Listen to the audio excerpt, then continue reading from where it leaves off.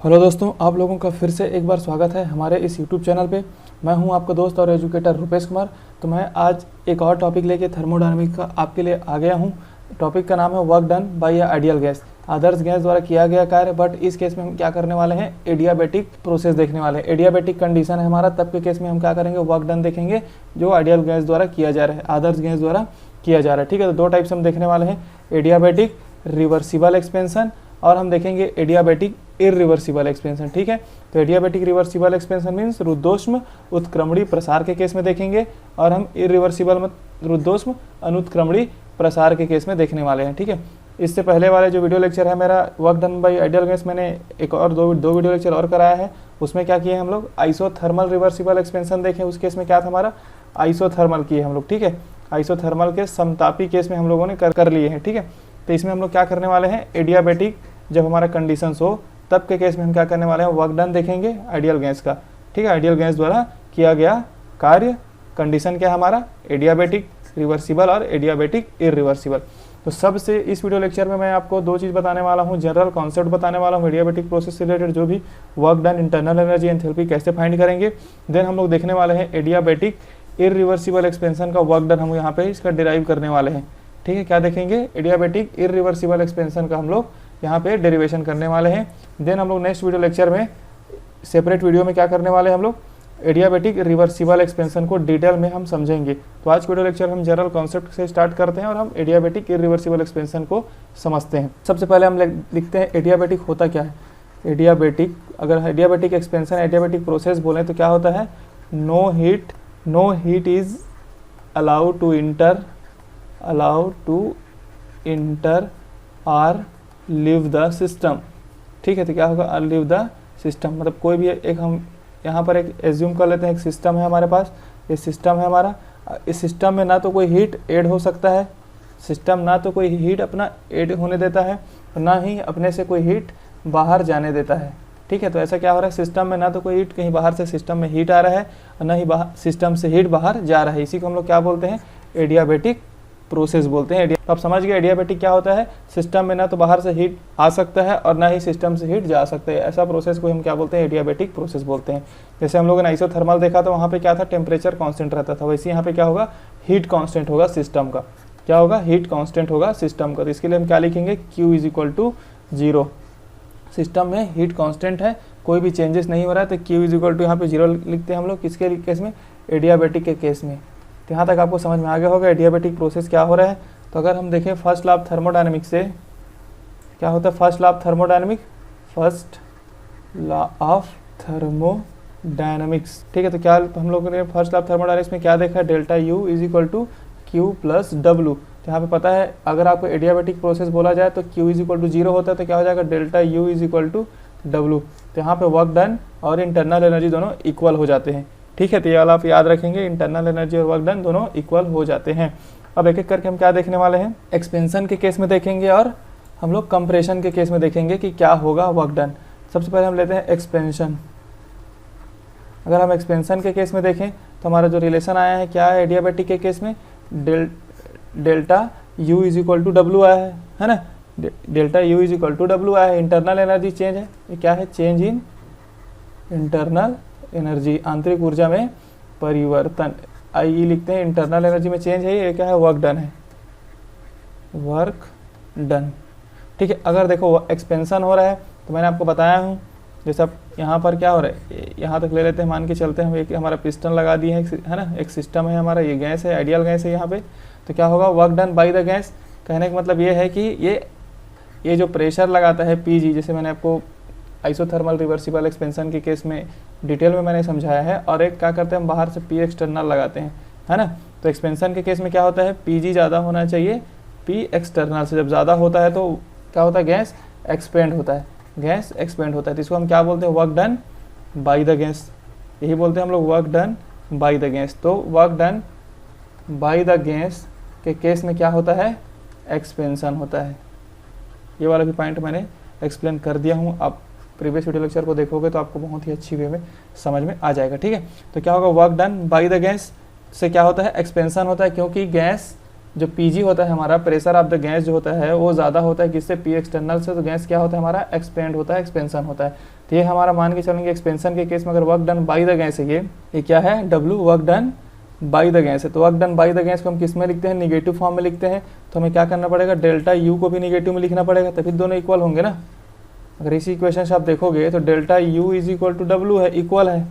तो हमें या तो हम क्या लिख सकते हैं, तो delta U is equal to minus W, दोनों तरफ से लिख सकते हैं। अगर निगेटिव लगाना पड़ेगा, दोनों साइड हमें लगाना पड़ेगा, तो हम क्या करेंगे, दोनों साइड निगेटिव लगा दिए एक्सपेंशन के केस में। तो एक्सपेंशन के केस में क्या हो रहा है, जो निगेटिव, अगर डब्ल्यू निगेटिव है, इसका मीनिंग क्या होता है, work done by the gas, work done by the gas. यही हमारा क्या है, एक्सपेंशन का केस है ना, गैस के द्वारा किया गया कार्य ही हमारा एक्सपेंशन का केस है। तो इस केस में देख रहे हो आप क्या हो रहा है, जैसे work done by the gas मतलब गैस कार्य कर रहा है, गैस क्या कर रहा है, एक प्रसार हो रहा है, तो गैस कार्य कर रहा है। तो हमारा इंटरनल एनर्जी क्या हो रहा है, निगेटिव फॉर्म में दिखा रहा है। इसका मीनिंग क्या हो रहा है, internal energy decreases, internal energy क्या हो रहा है, डिक्रीज होते जा रहा है। अगर गैस कार्य करता है, अगर सिस्टम कार्य करता है, तो इंटरनल एनर्जी डिक्रीज होता है। ठीक है, डिक्रीज समझ में आ गया। अगर इस फॉर्म में ले तो मान लो ये सिस्टम है, सिस्टम वर्क किया, डब्ल्यू वर्क किया, तो इंटरनल एनर्जी हमारा क्या हो रहा है, डिक्रीज हो रहा है। ठीक है, अब इंटरनल एनर्जी अगर डिक्रीज हो रहा है, पता है आपको इंटरनल एनर्जी डिक्रीज होगा तो किस पे डिपेंड करता है, टेम्परेचर पे। तो टेम्परेचर भी डिक्रीज होगा, क्या होगा, टेम्परेचर भी सिस्टम का डिक्रीज होगा। या फिर डायरेक्टली लिखे तो हम क्या लिखेंगे, टेम्परेचर डिक्रीजेस। और टेम्परेचर डिक्रीजेस मतलब क्या हो रहा है, वो कूलिंग हो रहा है ना, गैस क्या हो रहा है, कूलिंग प्रोसेस हो रहा है, गैस ठंडा होते जा रहा है। सिंपल सा कॉन्सेप्ट मैंने समझा दिया। सबसे पहले हम क्या देखें, एक्सपेंशन। एक्सपेंशन मतलब गैस द्वारा किया गया कार्य, गैस अगर कार्य करेगा तो क्या होगा, इंटरनल एनर्जी डिक्रीज होगा। यहाँ पे देखिए हम लोग माइनस डब्ल्यू दोनों तरफ माइनस लिखे, तो minus W work done by the gas था, तो माइनस डेल्टा यू है, तो इंटरनल एनर्जी डिक्रीज हुआ। और जब इंटरनल एनर्जी डिक्रीज होगा तो क्या होगा, टेम्परेचर डिक्रीज होगा सिस्टम का। और जब टेम्परेचर डिक्रीज होगा तो क्या होगा, गैस कूल होते जाएगा, कूलिंग होगा। तो ये हो गया हमारा एक्सपेंशन के केस को मैंने यहाँ पे एक्सप्लेन कर दिया। अगर आप इसको इस फॉर्म में लिखेंगे तो क्या हो जाएगा, वर्क इन दिस केस। अगर हम एक्सपेंशन के केस में देखेंगे, वर्क क्या होगा, in this case is done at the expense of internal energy of the gas. अगर सिस्टम को अगर वर्क करना होगा इस कंडीशंस पे, है ना, एडियाबैटिक के केस में अगर सिस्टम को वर्क करना होगा तो उसको क्या करना पड़ेगा, उसको इंटरनल एनर्जी को अपना खर्च करना पड़ेगा। इंटरनल एनर्जी को हम अपना खर्च करेगा सिस्टम, तभी जाके क्या होगा, वो वर्क कर पाएगा। तो ये हो गया एक्सपेंशन के केस में। अब हम नेक्स्ट देख लेते हैं कंप्रेशन के केस में। कंप्रेशन के केस में जस्ट इसके अपोजिट हो जाएगा, है ना, क्योंकि कंप्रेशन के केस में होता क्या है, ये हो गया हमारा सिस्टम, इस टाइप से हम लोगों ने देखा था, है ना। यहाँ तक पिस्टन यहाँ पर है, यहाँ पे एक पी एक्सटर्नल लगा है, बाहर से एक प्रेशर दिया जा रहा है, और गैस पीजी गैस द्वारा प्रेशर लगाया जा रहा है। कंप्रेशन मान के चलो यहाँ आ जाएगा वो, है ना। मतलब इसमें कंप्रेशन के केस में क्या होगा, पी एक्सटर्नल जब ज़्यादा होगा पीजी से तभी कंप्रेशन होगा। ऊपर का प्रेशर ज़्यादा लगेगा तो पिस्टन को नीचे की ओर क्या करेगा, धकेलेगा, तो गैस क्या होगा, कंप्रेस होगा। तो इस केस में क्या होगा, कंप्रेशन के केस में अगर हम फर्स्ट लॉ ऑफ थर्मोडायनामिक्स देखें तो क्या था, अभी हम लोगों ने ये निकाला है, डेल्टा यू डब्ल्यू। क्यों है ये, क्योंकि एडियाबैटिक प्रोसेस की बात कर रहे हैं हम लोग। एडियाबैटिक के केस में बात करें तो Q इज इक्वल टू 0 है। अब देखो यहाँ पे पॉजिटिव फॉर्म में W, तो क्या है, work done on the system है, ये ऑन द सिस्टम है। ठीक है, अगर W निगेटिव होता तो work done by the system, जैसे मैंने पहले वाले केस में ही बता दिया है ना। एक्सपेंशन के केस में, कंप्रेशन के केस में क्या है, ये तो पहले से पॉजिटिव है तो work done on the system, या फिर work done by the surroundings बोलते हैं इसी को, work done by the surrounding, क्योंकि सराउंडिंग वर्क कर रहा है किस पे, सिस्टम पे। तो इसलिए इसको क्या बोलेंगे, work done by the surroundings या फिर work done on the system.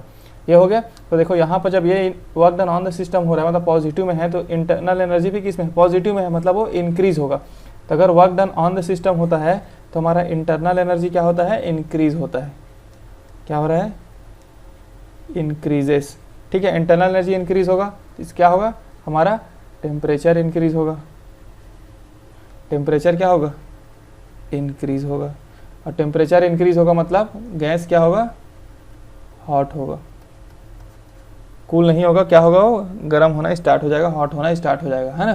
तो ये हो गया हमारा एक कॉन्सेप्ट देख लिया हम लोग कंप्रेशन के केस में। तो कंप्रेशन के केस में अगर इसको हम डेफिनेशन के फॉर्म में लिखें, कहा कि work is done by the surroundings on the system and thus this work is stored in a system, है ना, in the form of increase in internal energy. इसको डायग्राम के फॉर्म में देखें तो ये हो गया हमारा सिस्टम, वर्क डन, बाहर से वर्क डन हो रहा है तो पॉजिटिव लिए हैं इसको, है ना, work done bye on the system, system पे वर्क हो रहा है तो क्या हो रहा है, सिस्टम का इंटरनल एनर्जी इंक्रीज हो रहा है। इंटरनल एनर्जी इंक्रीज हो रहा है तो क्या हो रहा है, यानी टेम्परेचर इंक्रीज हो रहा है, और टेम्परेचर इंक्रीज हो रहा है तो गैस हॉट होते जा रहा है, गर्म होते जा रहा है, गैस का टेम्परेचर बढ़ रहा है ना, क्या बोलेंगे, गैस का टेम्परेचर बढ़ गया। तो इसमें क्या होगा, जो वर्क डन हो रहा है ऑन द सिस्टम पे वो किस फॉर्म में यहाँ पे सिस्टम में स्टोर हो रहा है, तो इंटरनल एनर्जी के फॉर्म में। जितना ज़्यादा उस सिस्टम पे वर्क होते जा रहा है उतना ज़्यादा उसकी इंटरनल एनर्जी बढ़ रहा है, मतलब सिस्टम में इंटरनल एनर्जी इंक्रीज होते जा रहा है। तो जो वर्क हम बाहर से सराउंडिंग के द्वारा किया जा रहा है वो सिस्टम में इंटरनल एनर्जी के फॉर्म में स्टोर होते जा रहा है, ये हम बोल सकते हैं। तो यहाँ तक आपको समझ में आ गया होगा। इसका एक मीनिंग और देखेंगे, जैसे मान लो ये सिस्टम है ना, और सबसे पहला केस देखते हैं हम, इसी केस में देख लेते हैं। कंप्रेशन के केस में अगर बाहर से वर्क हो रहा है, पॉजिटिव वर्क हो रहा है, तो टेम्परेचर कितना था, मान लो T1 रहा होगा, है ना, तो बाहर वर्क हो गया तब चेंजेस हो गया, ठीक है, क्या हुआ, W वर्क हुआ किसके सराउंडिंग से, है ना, सिस्टम पर वर्क हुआ, work done on the system हुआ, तब टेम्परेचर T2 हो गया। तब के केस में हम क्या बोलेंगे, T2 is greater than T1। एक इसके केस में होगा, कंप्रेशन के केस में। ये मैंने आपको बता दिया पहला केस कंप्रेशन का केस। एक और देख लेते हैं, अगर हम एक्सपेंशन के केस देखिए, हमारा T1 है स्टार्टिंग में, ठीक है, इससे हमें T2 चेंज कर दिया, है ना, कब हुआ, जब सिस्टम के द्वारा वर्क हुआ। यहाँ पे क्या हुआ, माइनस लिखेंगे, minus W, system work done by the system हुआ, सिस्टम ने वर्क किया तो टेम्परेचर T1 से क्या हुआ, T2 हुआ। बट इस केस में क्या हुआ, T1 is greater than T2, है ना, इस केस में T1 is greater than T2, इसीलिए क्या हो रहा है, कूलिंग हो रहा है यहाँ पे क्या हो रहा है, वो हीटिंग हो रहा है, क्या हो रहा है, हीटिंग हो रहा है। समझिए, कंप्रेशन के केस में गैस क्या होता है, हीट होता है, गैस टेम्परेचर बढ़ता है, और इसके केस में कूलिंग होता है। ये दो केस हम लोगों ने देख लिया।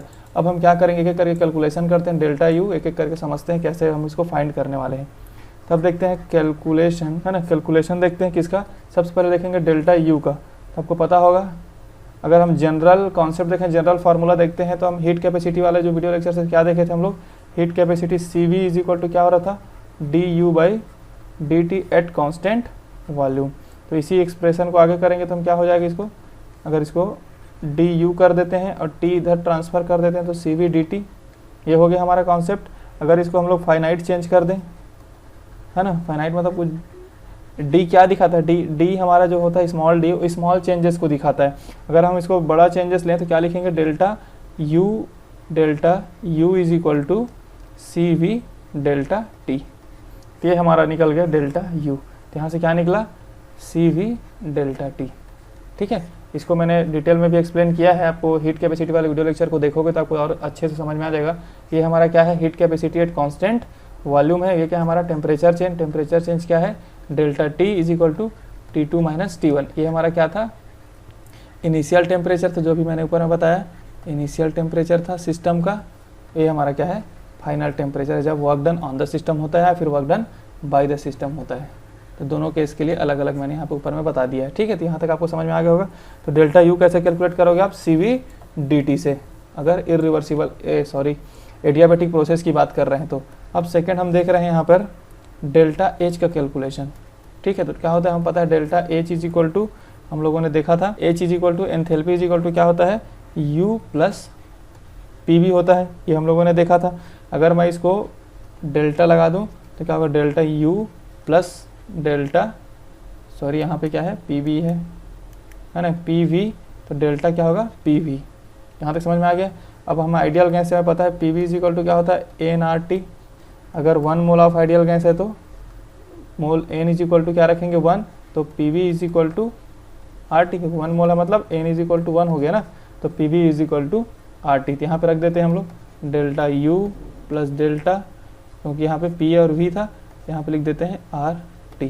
तो इस अगर हम एडियाबैटिक के केस में देख रहे हैं तो चेंजेस किस में हो रहा है, टेम्परेचर में चेंजेस हो रहा है ना, या तो कूलिंग हो रहा है या फिर हीटिंग हो रहा है। तो यहाँ पर क्या टेम्परेचर कांस्टेंट नहीं होगा, यहाँ पे R तो कांस्टेंट है, गैस कांस्टेंट है, तो उसको तो हम वैसे को वैसे लिखेंगे, डेल्टा U, R कांस्टेंट है, बाहर कर दिया, और डेल्टा T बचा, तो क्या हो गया, डेल्टा H। ये हमारा एक रिलेशन आ गया एडियाबैटिक के केस के लिए। किसके लिए, एंथैल्पी के लिए, एंथैल्पी चेंज में, ठीक है। क्योंकि यहाँ पे देखो टेम्परेचर में बताया, यहाँ पे टेम्परेचर कांस्टेंट नहीं है, इसलिए डेल्टा टी के फॉर्म में लिखा गया है। आइसोथर्मल के केस में हम लोगों ने इसको टी के फॉर्म में लिखे थे, डेल्टा टी के फॉर्म में नहीं लिखे थे, क्योंकि वहाँ पे टेम्परेचर कांस्टेंट था। यहाँ पर तो टेम्परेचर ज़्यादा हो रहा है या फिर कम हो रहा है। अभी देखिए आप लोगों ने एक्सपेंशन के केस में क्या हो रहा था, टेम्परेचर कम हो रहा था, गैस क्या हो रहा था, कूल हो रहा था, जबकि कंप्रेशन के केस में गैस हीट हो रहा था, टेम्परेचर चेंज हो रहा है, इसलिए यहाँ पे डेल्टा टी के फॉर्म में लिखे हैं, ठीक है।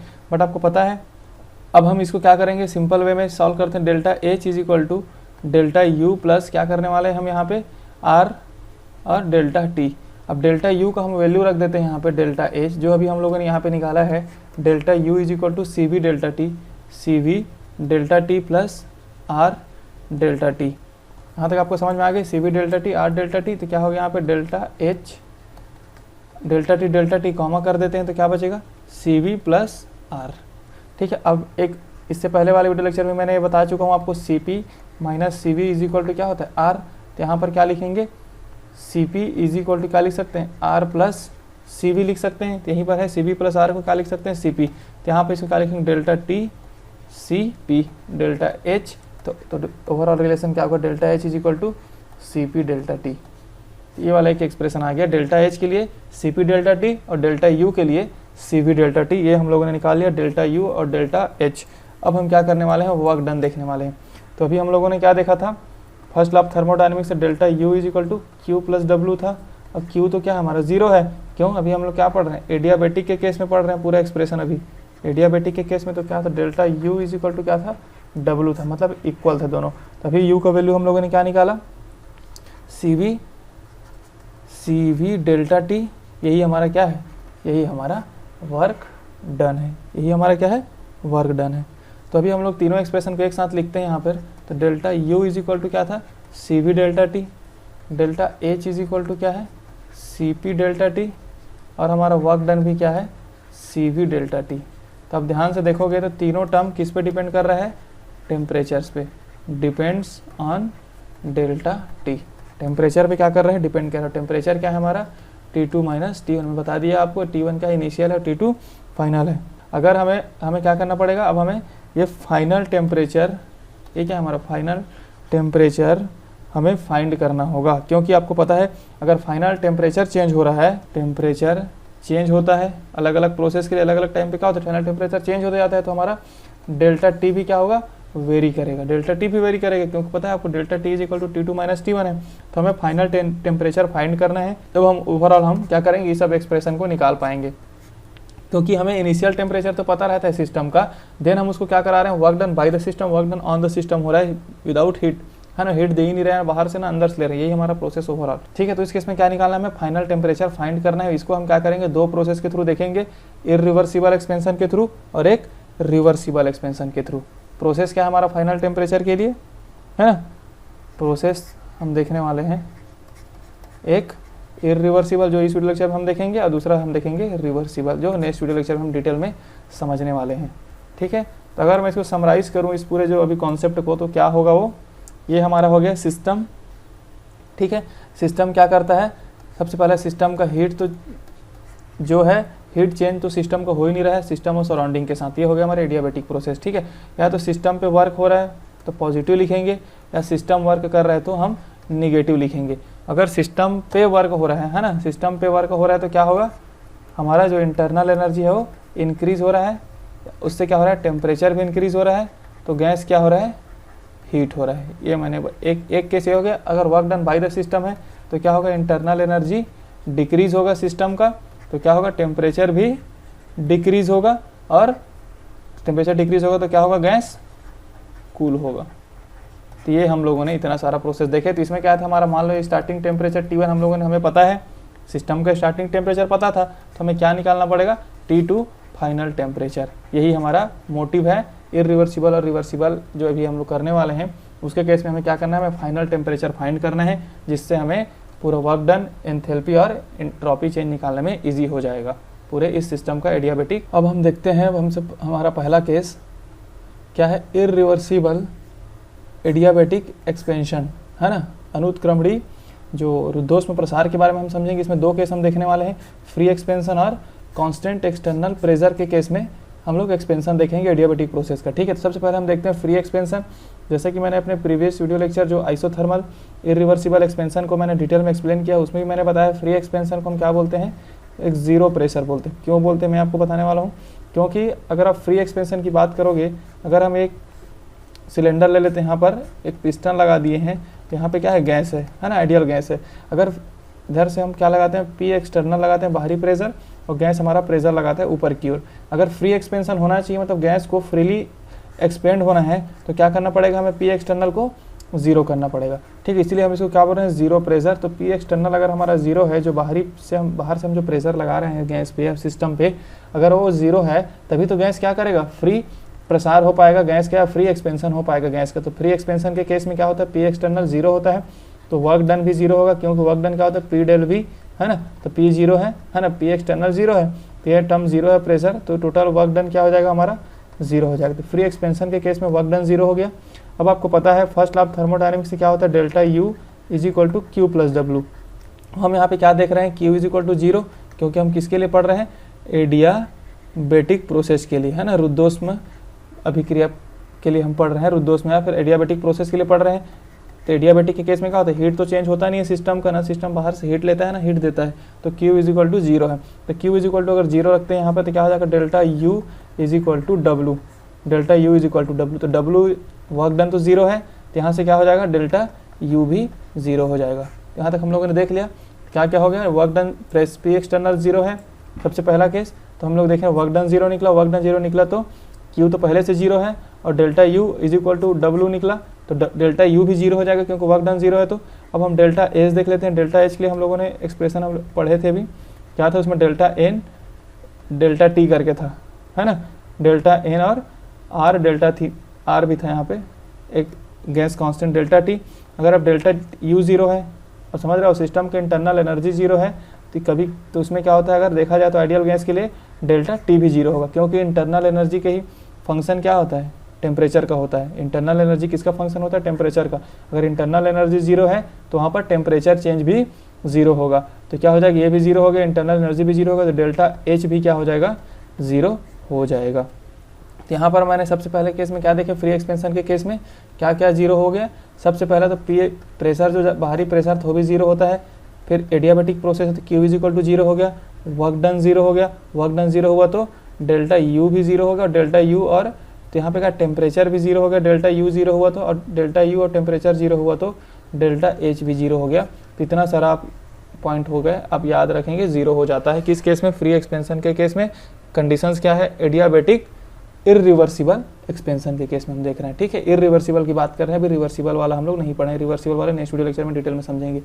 अब हम सेकंड केस देखते हैं अपना, कांस्टेंट एक्सटर्नल प्रेशर के केस में। इसमें हमें क्या करना है, कुछ डेरिवेशन फाइंड करना है जो आपको इंपॉर्टेंट हो जाता है। ठीक है, तो हम देखेंगे कांस्टेंट एक्सटर्नल प्रेशर के केस में। तो इस केस में क्या होगा, सबसे पहले लिखते हैं कांस्टेंट होता है क्या हमारा, पी एक्सटर्नल कांस्टेंट होता है। तो हम लोगों ने देखा था वर्क डन क्या होता है, पी एक्सटर्नल जब कांस्टेंट होता है तो minus P V2 minus V1 ये होता था हमारा वर्क डन। ये एक्सटर्नल को यहाँ पे मैं सिंपली इसको P के फॉर्म में लिखने वाला हूँ। ठीक है, P एक्सटर्नल को P के फॉर्म में, तो ये होता है हमारा कांस्टेंट के केस में। अभी हम लोगों ने देखा था CV इज इक्वल टू क्या निकाले थे हम लोग, delta U is equal to CV delta T हम लोगों ने निकाला था। तो हम क्या लिखेंगे, CV is equal to T2 minus T है ना, delta U is equal to CV T2 minus T1, क्योंकि हम लोगों ने, और साथ ही साथ हम लोगों ने फर्स्ट लॉ ऑफ थर्मोडायनामिक्स को यहाँ पर भी यूज़ करेंगे। Q is equal to W, adiabatic process है तो ये जीरो हो गया, तो delta U is equal to W, ये हम लोग पढ़ ही रहे हैं एडियाबेटिक केस में। तो यही हमारा क्या, दोनों देखो डेल्टा U और वर्क W दोनों इक्वल है, दोनों टर्म्स को हम क्या करेंगे, इक्वल कर देंगे। इस वाली इक्वेशन 1 अगर मान लो इक्वेशन 2 दोनों इक्वल है, क्योंकि W और डेल्टा U इक्वल है, दोनों टर्म्स को हम लोग क्या करेंगे, इक्वल कर देंगे। तो CV क्या करेंगे, T2 माइनस T1 कर दिए, और इधर P हमारा है क्या है, V2 माइनस V1। P को क्या लिख रहे हैं, P एक्सटर्नल को यहाँ पे मैं P के फॉर्म में बता रहा हूँ। ठीक है, तो यहाँ तक आपको समझ में आ गया। तो इसको क्या लिखेंगे, CV T2 माइनस T1 ये हो गया। उसके बाद इसको मैं सिंप्लीफाई कर देता हूँ, P is equal to V2 minus V1। यहाँ पे हम क्या पुट करने वाले हैं, जैसे मैं आइडियल गैस इक्वेशन क्या होता है, PV is equal to RT है ना। यहाँ पे नंबर ऑफ मोल्स 1 है, 1 मोल ऑफ आइडियल गैस की बात कर रहा हूँ मैं। तो अगर स्टार्टिंग पॉइंट में देखा जाए सिस्टम का, तो प्रेशर P1 रहा होगा और वॉल्यूम V1 रहा होगा। तब के केस में R, तो गैस कांस्टेंट है तो सेम ही रहा होगा, टेम्परेचर क्या रहा होगा T1।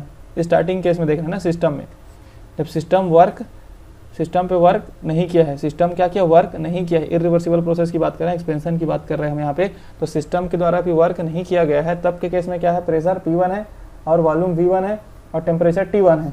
जब सिस्टम वर्क, तो यहाँ से हम क्या करेंगे, V1 निकाल लेते हैं, R, T1 और P1, ये हो गया। अब सिस्टम क्या किया, वर्क कर लिया है ना, system work done by the system हो गया, सिस्टम ने कांस्टेंट एक्सटर्नल प्रेशर के केस में एक्सपेंशन होना स्टार्ट कर दिया, मतलब वर्क कर रहा हो।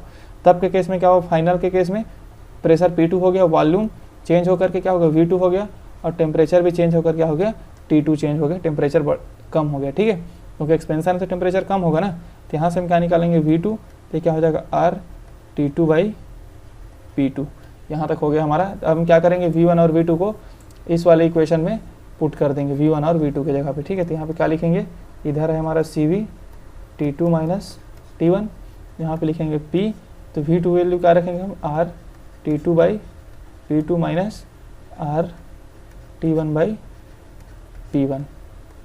यहाँ से P R कॉमन निकाल दिए है ना, P एक्सटर्नल है वो, तो इसको लिख देते हैं P एक्सटर्नल ताकि आपको आसानी हो। ये P एक्सटर्नल है, जबकि P1 P2 इसका प्रेशर है सिस्टम का, ठीक है। तो क्या किया, P एक्सटर्नल को हम लोग बाहर कर दिए, तो क्या होगा, ये R बाहर हो गया, P एक्सटर्नल बाहर हो गया, R बाहर होगा, बचा क्या यहाँ पे, T2 और P2 और T1 और P1 है ना, T1 और P1 बचा, ठीक है। अगर मैं इसको इधर कर दूं, रहने देते हैं अभी, तो यह माइनस के साथ है, P एक्सटर्नल है और R है, तो क्या हो जाएगा, P1 P2, यहाँ पे बचेगा T2 और P1 माइनस T1 और P2। इस टाइप से सॉल्व होता है मैथ्स में। इतना हम सब करने के बाद अब क्या करेंगे, हम माइनस को प्लस करना चाहते हैं, तो इस वाले टर्म को है ना, इस वाले टर्म को हम इस तरफ ले आएंगे, इसको इस तरफ ले आएंगे, तो क्या हो जाएगा, इससे ये हो गया P एक्सटर्नल R हो गया। अब ये हो जाएगा T1 P2 और T2 P1 बाई P1 और P2, तो क्या हो गया, प्लस में कन्वर्ट हो गया, सामने जो माइनस था वो किस में कन्वर्ट हो गया, प्लस में कन्वर्ट हो गया। ये हमारा हो गया CV T2 माइनस T1। यहाँ तक आपको समझ में आ गया, ये हमारा क्या हो गया, एक्सप्रेशन हो गया। अगर हमें यहाँ पर क्या क्या दिया रहे, अगर हमें यहाँ पे टेम्परेचर T1 दिया है, प्रेशर P1 दिया है, प्रेशर P2 दिया है ना, P एक्सटर्नल हमें दिया गया है, एक्सटर्नल प्रेशर के बारे में बताया गया है, तब हम आसानी से फाइनल टेम्परेचर T2 हम फाइंड कर सकते हैं। यही इसी का तो हमें वैल्यू निकालना रहता है। वर्क डन क्या होता था, CV is equal to delta T। इसीलिए अगर हमें फाइनल टेम्परेचर निकल जाए, T2 हमें मिल जाएगा, तो हम इजीली वर्क डन निकाल पाएंगे, इजीली हम इंटरनल एनर्जी निकाल पाएंगे, एंथैल्पी निकाल पाएंगे, हम सब चीज़ कैलकुलेट कर सकते हैं। कैसे करेंगे मैंने बता दिया। इस एक्सप्रेशन से क्या करने वाले हम, फाइनल टेम्परेचर कैलकुलेट हो जाएगा, इस एक्सप्रेशन से फाइनल टेम्परेचर कैलकुलेट हो जाएगा। तो डेल्टा U और वर्क डन इक्वल है, दोनों क्या है, CV T2 माइनस T1। तो अगर T1 तो हमें पता है इनिशियल टेम्परेचर है, CV हमें दिया रहता है कांस्टेंट वॉल्यूम पे हीट कैपेसिटी, हमें T2 चाहिए, जो इस एक्सप्रेशन से T2 हमें निकलेगा, उसको हम यहाँ पर रख देंगे, तो हम डेल्टा U और W निकालेंगे। अगर हम डेल्टा H निकालना है हमें, तो CP is equal to delta T, मतलब CP T2 माइनस T1। तो अगर T1 तो हमें पता रहता है इनिशियल टेम्परेचर है, T2 कहाँ से निकालेंगे हम, इस एक्सप्रेशन से निकालेंगे है ना, इससे भी निकालेंगे, और CP हमें दिया रहता है, तो दोनों का यूज़ करके हम क्या करेंगे, डेल्टा U और डेल्टा H। और हीट तो आपको पता है एडियाबैटिक प्रोसेस है, तो क्या है, Q इज इक्वल टू 0 है ना, हीट चेंजेस 0 है। तो ये सब हम करके क्या कर सकते हैं हम लोग, Q W delta U, enthalpy change, entropy internal energy change, सब फाइंड हम कर सकते हैं, ठीक है। तो आपको मैंने समझा दिया इरिवर्सिबल प्रोसेस में दो केस हम लोगों ने देखा, एक फ्री एक्सपेंशन, एक कांस्टेंट एक्सटर्नल प्रेशर के केस में, ठीक है। अब हम नेक्स्ट वीडियो लेक्चर में क्या देखने वाले हैं, रिवर्सिबल एडियाबैटिक एक्सपेंशन के केस को हम डिटेल में समझेंगे, उसके डेरिवेशंस को अच्छे से करने वाले हैं, ठीक है। तो उम्मीद करता हूँ आपको ये वीडियो समझ में आया होगा, और ज़्यादा से ज़्यादा लोगों में आप इसको शेयर करो, चैनल को सब्सक्राइब कर दो, वीडियो को लाइक कर दो, और मिलते हैं नेक्स्ट वीडियो में। तब तक के लिए धन्यवाद दोस्तों, थैंक यू।